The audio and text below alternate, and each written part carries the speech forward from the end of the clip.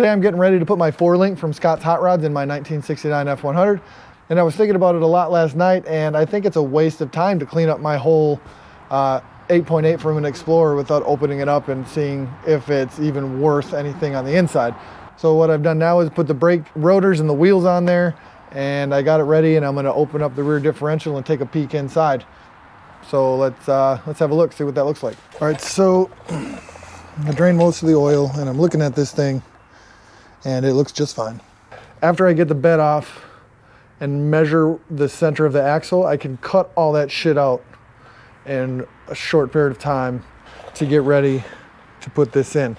All right, so I took all the shit out of the bed, and then what I did was measured from that inside wall to this inside wall and cut a 2x4 to length.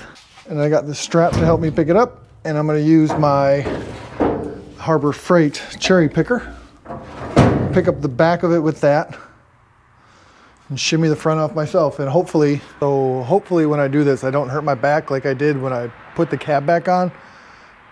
So proper lifting. Let's get this thing off and get her done.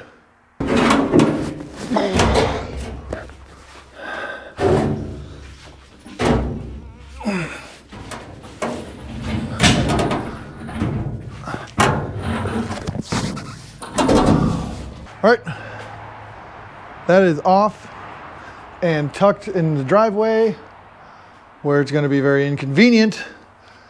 So hopefully the inconvenience of this pushes me through to get this done.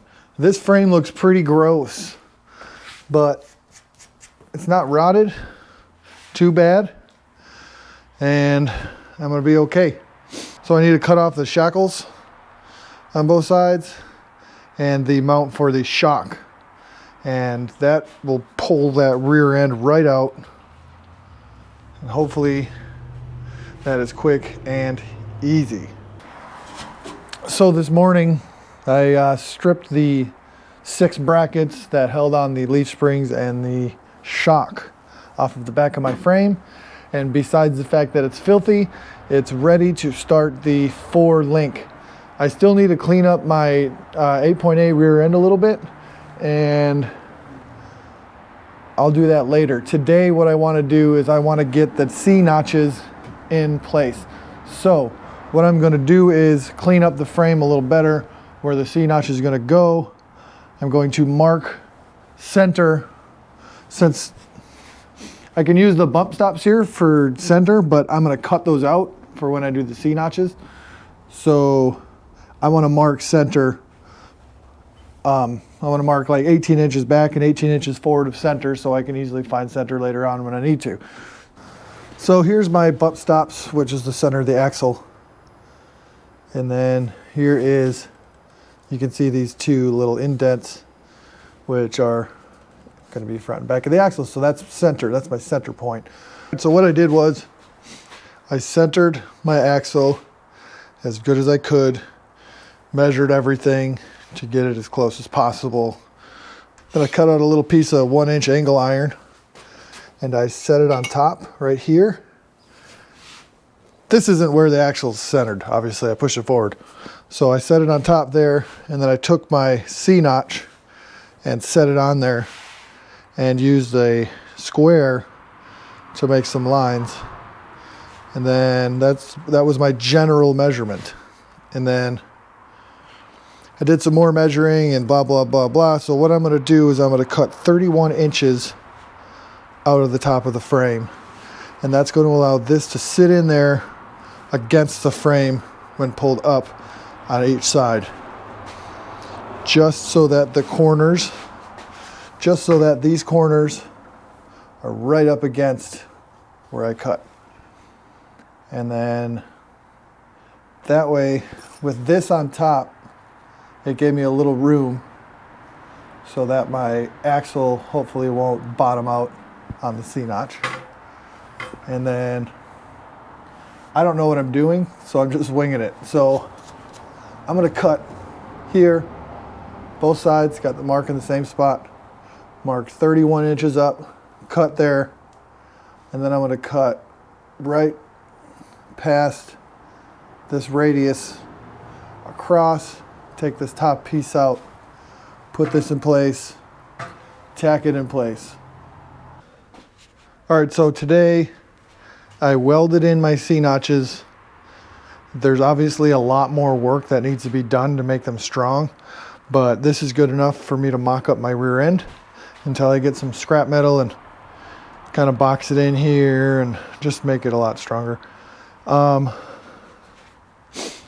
also finished cleaning up the brackets on my rear end, and now the rear end is in place. It's not measured out. It's not even back and forth or full front and back.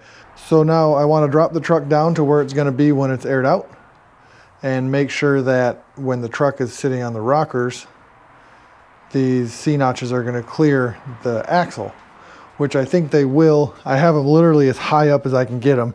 I couldn't mount them any higher than that, I don't think. I mean, I probably could, but I don't want to. I think when it's done, these mandrel bent C-notches are just going to look fantastic with how nice they just like swoop over the axle and whatnot. I think that's going to be a really good looking back end when this is done. I can't wait. So right now, let's drop it down and make sure everything clears. And then,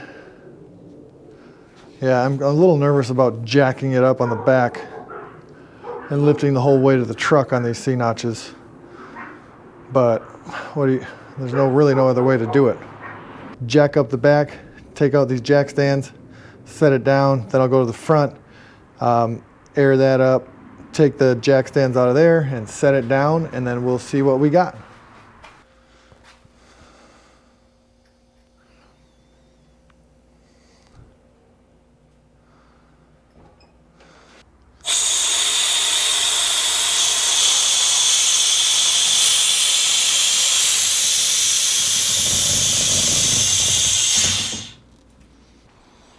Heck yeah, man. So this thing is laying down on the ground, and I have clearance here, and that is exactly what I wanted, so that when I lay it out, I'm not resting the truck on the axle.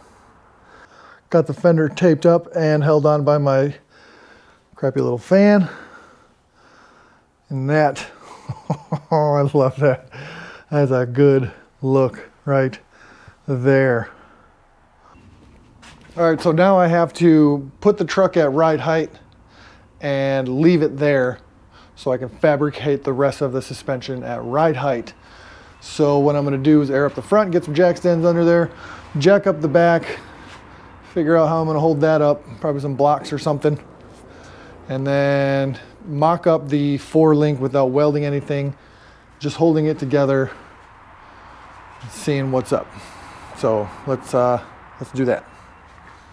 All right, I got my 4 links tacked in place. So what I did was I used a punch to go through a hole in the rear end in order to lock that in at 3 degrees up. And then I measured and measured and measured and measured.